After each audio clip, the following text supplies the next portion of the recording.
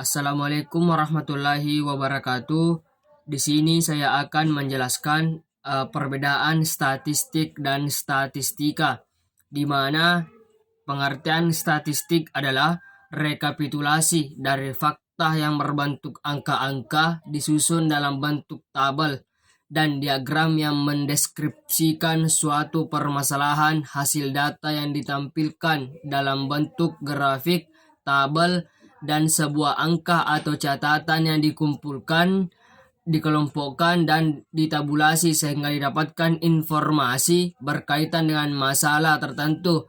Sehingga statistik juga suatu pengetahuan yang berhubungan dengan metode pengumpulan data, pengolahan data, analisisnya, dan juga penarikan kesimpulan dengan berdasarkan kumpulan data serta penganalisian yang dilaksanakan.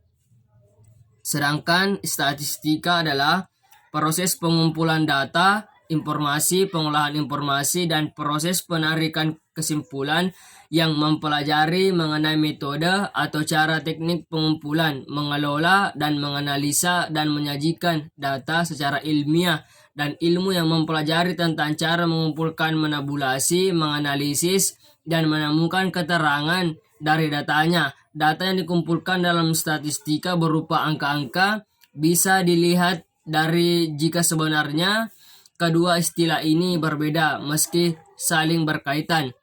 Yang kedua, adapun 5 fungsi statistika. Yang pertama, fungsi sum digunakan untuk menjumlahkan nilai data di dalam suatu jarak tertentu.